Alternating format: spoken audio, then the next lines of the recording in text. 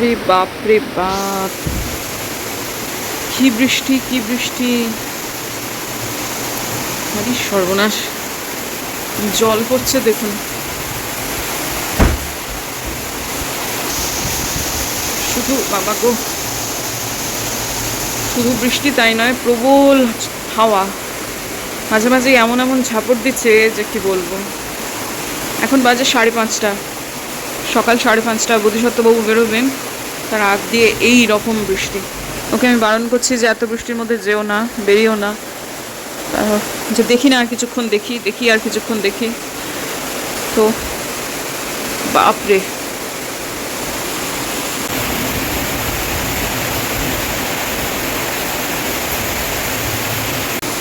এই যে এত মোটা ধারার জলটা, সেটা সরাসরি পদ্ম গাছগুলোর উপর পড়ছে, নিচে যেগুলো আছে।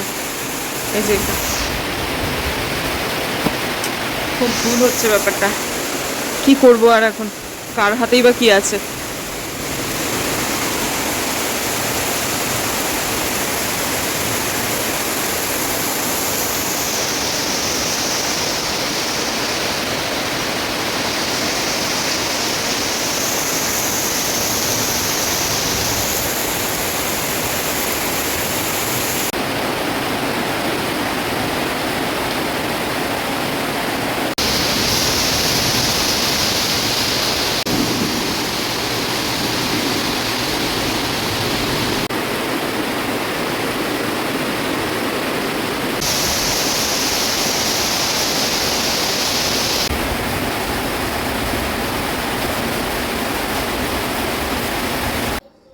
সোয়া 7টা বাজে, রোদ বেরিয়ে গেছে।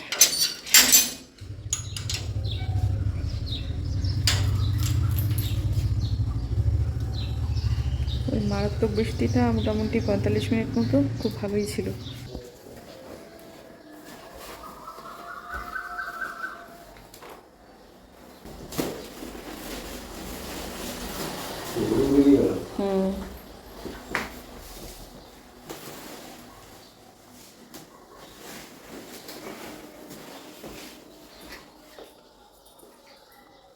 জ্যাকেটটা কি এখনো লাগছে? মাঝে মাঝে লাগে, মাঝে মাঝে লাগে না, হঠাৎ করে ঠান্ডা পড়ে যেত। ঠিক আছে,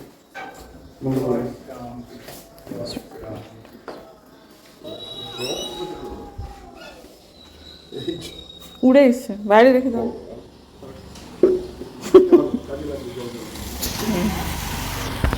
সেই জগ কোথা থেকে উড়ে এসছে।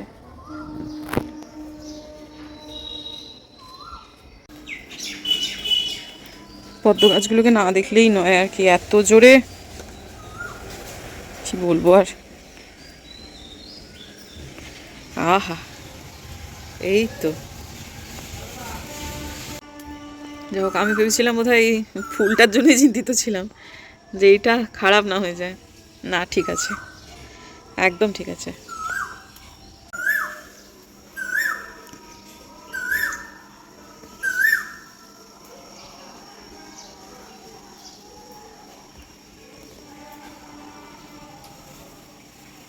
ঝড় শুরু হলো।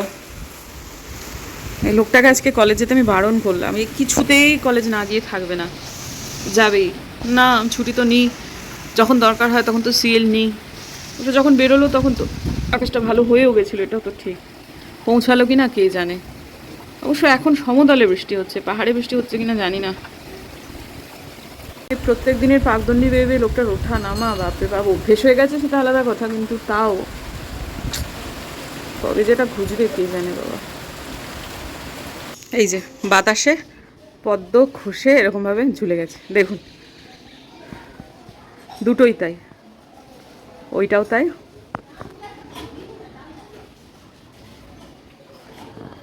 এইটাও তাই। মাঝখানে দীর্ঘক্ষণ ব্লগ করে নিই। আমি হঠাৎ করে খেয়াল করলাম ওই বিকেল এবং দুপুরের সন্ধিক্ষণ বা দুপুর এবং বিকেলের সন্ধিক্ষণ আমার পাশে ফোনটা নেই। কোথায় গেল? ফোন খুঁজতে উপরে এসে দেখছি মেয়ে আমার ফোনটা নিয়ে চলে এসেছে ব্লগ করতে। তাকে জিজ্ঞেস করলাম, কেন এনেছিস? সে বলল, মা, কেমন কাঁচা শোনা একটা রোদ্দুর হয়েছে দেখো। ইংরেজি মিডিয়ামে পড়ে তো, এই সমস্ত সুন্দর বাংলা শব্দ শুনতে আমার মেয়ের মুখে আমার খুব ভালো লাগে। দেখলাম সত্যি সত্যি রোদ্দুরটা ভীষণ সুন্দর। শুধু তাই নয়, আজকে বেশ অনেক দিন পর পাহাড় দেখা যাচ্ছে। আজকে বৃষ্টিতে আকাশটা পরিষ্কার হয়ে গেছে, তাই জন্য তিনি দেখা দিলেন।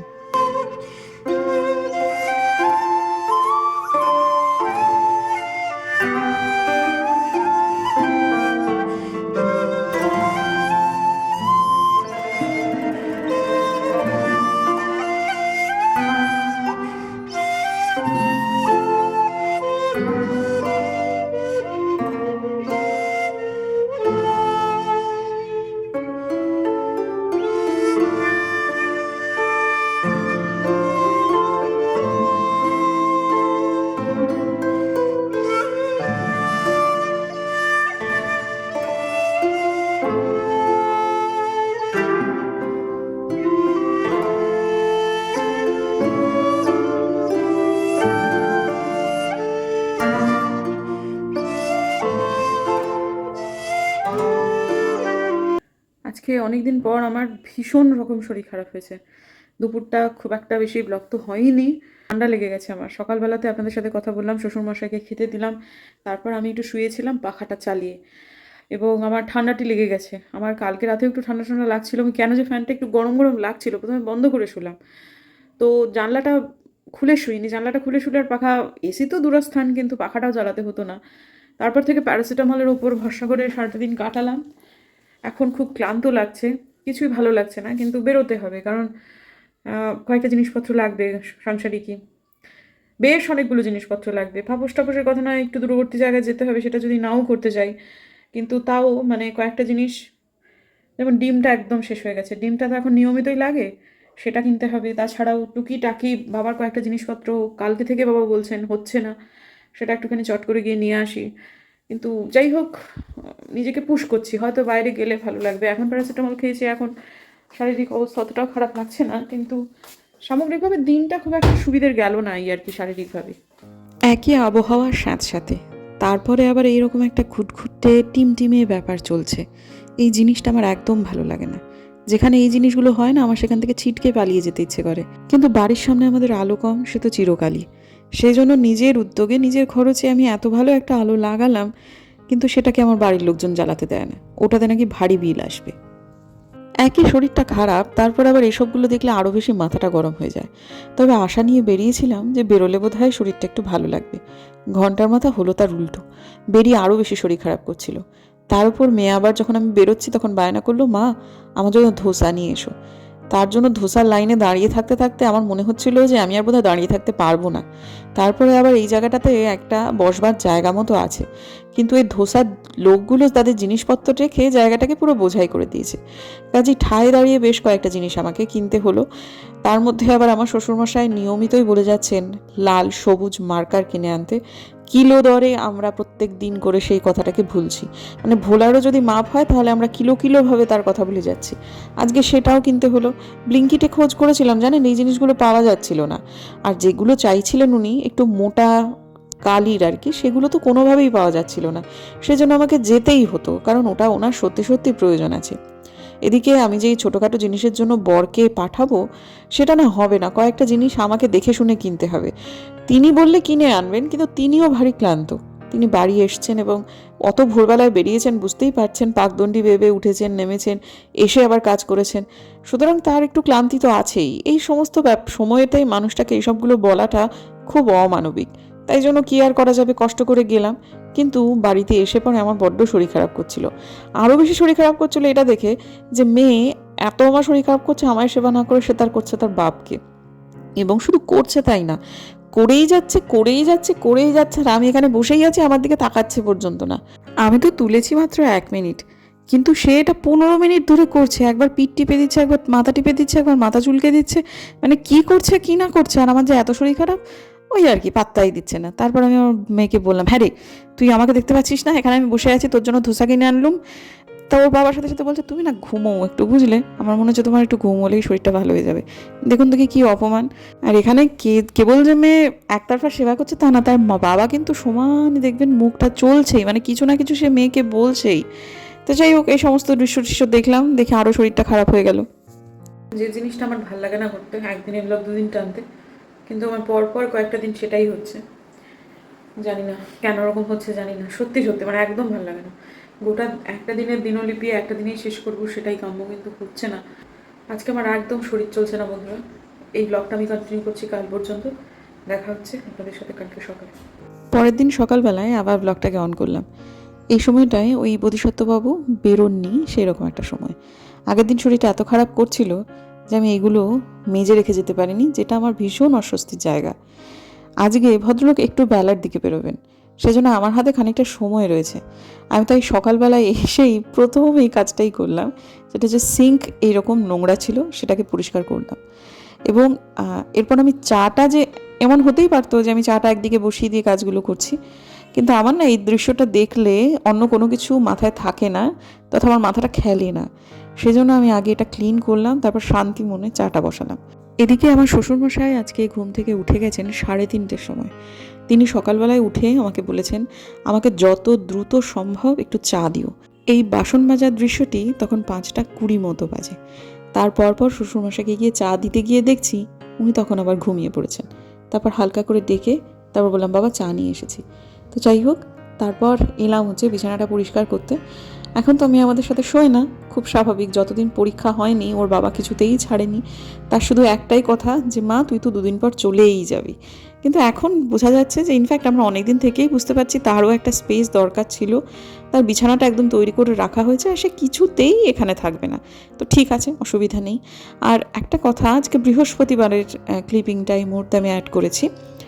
আপনারা অনেকেই আমাকে বৃহস্পতিবারে বিছানার চাদর তোলা তথা ডাস্টিং করতে নিষেধ করেছেন। আমি আপনাদের এই নিষেধকে শিরোধার্য করেছি, যার ফলে আমি এখন থেকে বিছানা চাদরগুলো তুলব ঠিক করেছি রবিবার করে বা শনিবার করে। কারণ ওইগুলো দিনে আমার অন্য দিক থেকেও সাংসারিকই ব্যাপারেও সুবিধে হচ্ছে। আলপনা দিকে আমি এই রুটিনটা ভাঙিনি। আলপনা দি তো নিচেরটা তোলে, কারণ বৃহস্পতিবার দিন যদি ও তোলে তাহলে সেটা কাচতে কাচতে ধরুন শুক্রবার। এই যে আমাদের এখন ওপরের তার কমে গেছে না, এই 2টো ফ্লোরের বিছানার এতগুলো বিছানার চাদর একদিনে কেচে দিলে না খুব সমস্যা হয়ে যাচ্ছে। পরপর 2-3টে দিন একটু হচপচ হয়ে যাচ্ছে। তার থেকে সপ্তাহে 2টো দিন বেছে বেছে যদি আমরা করে নিই কাজটা, তাহলে সুবিধে হবে। কিন্তু আলপনা দি না কিছুটা, শুধু আলপনা দি কেন, মানে এটা বোধহয় কর্মসহায়িকা যারা রয়েছেন তাদের খানিকটা ব্রেনের একটা প্যাটার্ন, যে এটা কিছুটা প্রোগ্রাম করা রোবটের মতো। এদের যদি কোনোভাবে ওই প্রোগ্রামটা একটুখানি ব্যাহত হয় না, আমি যদি বলি যে না আলপনা দি তুমি এখন বৃহস্পতিবার করবে না, তুমি এখন এটা মঙ্গলবার করবে বা সোমবার করবে, তাহলে আমি হয়তো বা দেখবো পরের সোমবার সেটা হচ্ছে না।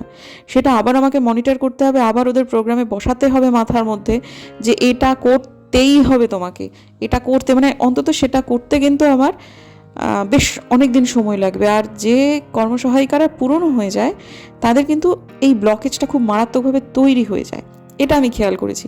যার ফলে নিচেরটা করছেন করুন, নিচের 3টে মাত্র বিছানা চাদর আলপনা দিয়ে এটা মাথায় বসে গেছে যে বৃহস্পতিবার চাদর তুলতেই হবে, ও বৃহস্পতিবার দিন তুলুক। কিন্তু ওপরটায় আমি ভাবছি শনিবার দিন বা রবিবার দিন করব। আর একটা খুব মজাদার দৃশ্য এটা আমার কাছে অন্তত, ভার্চুয়াল ডায়েরির পাতায় তো প্রত্যেক দিনের দিনলিপি লেখা থাকে। সেরকমই ভাবুন, যখন প্রথম দিকে আমার ব্লগ শুরু হয়েছিল তখনও পর্যন্ত আমার মেয়ে চুলে হাত দিতে দিত না। ছোটোবেলাতে আমার যে ও স্কুলে যাওয়ার সময় চুল বাঁধাটা কী পরিমাণ স্ট্রাগল ছিল সেটা আমি জানি। দৌড়ে দৌড়ে ঠাকুমার কাছে চলে যাবে, ঠাকুমা আমাকে লুকিয়ে রাখো, মা আমার চুল বেঁধে দিতে আসছে। আমি যতই নরম নরম করে তার চুল বাঁধি, তার যখনই আমি মাথায় হাত দেব, মাথায় হাত দেবার আগে থেকেই তার চিৎকার। অথচ দেখুন এখন কীরকম সময় বদলে গেছে, সে নিজেই একটা তেলের শিশি এনে বলছে মা আমার মাথায় তেলটা দিয়ে দাও। আর শুধু যে তেল দিয়ে দাও না, যতক্ষণ পর্যন্ত তার মাথায় আমি ব্যাপারগুলোকে ঘষে ঘষে যতক্ষণ, মানে তার চুলকে দেওয়া, তার ওই আগের দিন সে যেটা তার বাপকে করেছিল আর কি, হ্যাঁ সেগুলো যতক্ষণ ধরে করা যায়, মা প্লিজ আরেকটু, মা প্লিজ আরেকটু। আমি তখন বললাম যে মা দেখ এই 2 দিন আগে পর্যন্ত আমার মাথায় তোর মাথায় আমাকে হাতে নিতে দিতিস না। মানে কী কাণ্ড যে করতো। একদিন এরকম আছে ঠাকুমাকে গিয়ে নিচে বলছে ঠাকুমা মা আমাকে মারতে আসছে, আমাকে লুকিয়ে রাখো, অথচ আমি কিন্তু হাতে তেলের শিশি নিয়ে দৌড়চ্ছি। কিন্তু আমি তো, ও নিচে পালিয়েছে, আমিও হাতে নিয়ে নিয়ে আসছি। ঠাকুমা যখন লুকোনোর ওই প্রসেসটা চলছে তার মাঝখানে আমি পৌঁছে গেছি। ঠাকুমা বলছে তুই আমার নাতনিকে ধরে মারবি? আমি বললাম না আমি মারবো কেন, আমি তেল দেবো। তখন বলছে, মা এটা কিন্তু তুমি ঠিক করছো না, মা তো তোমার মাথায় তেলই দিয়ে দেবে। সেই চিৎকার, না আমি তেল দেবো না, মাথায় আমি তেল দেবো না। অথচ দেখুন সেইটুকু আমার বড় হয়ে গেল, সাবালিকা হয়ে গেল। ভাবতেই কেমন লাগে। এই জন্যই মাঝে মাঝে পুরোনো ব্লগগুলো দেখতে না আমার খুব ভালো লাগে। যাই হোক, এবার একটুখানি কালো রঙের কফি বানিয়ে নিয়ে বারান্দায় বসি, তারপর আজকের দিনের ব্লগটা আমি শেষ করব। শরীর যখন ঘুম দরকার হয় তখন শরীরকে ঘুমোতে দিলেই অর্ধেক সমস্যার সমাধান হয়ে যায়। কালকে আমার ঘুমিয়ে খুব আনন্দ হয়েছে এবং এই মুহূর্তে শারীরিকভাবে আমি একদমই ঠিক আছি। মানে বেটার আছি এইসব বলার জায়গা না, আমি আর কোনো রকম অসুস্থতা বুঝতে পারছি না। একটু রেস্টলেস হয়ে পড়েছিলাম বিভিন্ন ব্যাপার নিয়ে, সব মিলিয়ে মিশিয়ে। তো এখন অনেকটাই ঠিকঠাক আছে। আমি বোধহয় দুজনেরই আমাদের মানসিকভাবে একটু প্রবলেম চলছিল, পারস্পরিকভাবে না, অন্য ব্যাপারে, সেটা ব্লগের আওতায় না আসাই উচিত। যাই হোক, ঠিক আছে, আপাতত আমার ব্লগটা তো রোজ নামছে, আমার জীবন সকাল থেকে উঠে যেমন চলছে। কখনো কখনো একটা দুটো হয়তো বা এদিক ওদিকের কথা আমি শেয়ার করি, তা সেটা সঠিক সময় আসলে করবো। এখনও আপাতত সেই সময়টা আসেনি। তো এখন আপাতত আমি চাটাকে এনজয় করি। ভুল বললাম, কফি, ব্ল্যাক কফি। আগে খেতে ভীষণ কাজে লাগতো, কিন্তু মানুষের অভ্যাস মানুষকে সবই সইয়ে দেয় এবং খুব স্বাভাবিক করে দেয় আর কি। এখন আমরা ভালো অভ্যেস করতে চাই, ভালো অভ্যেস আমরা অভ্যস্ত হয়ে যাবো, আর খারাপ অভ্যেস হলে খারাপ অভ্যেস।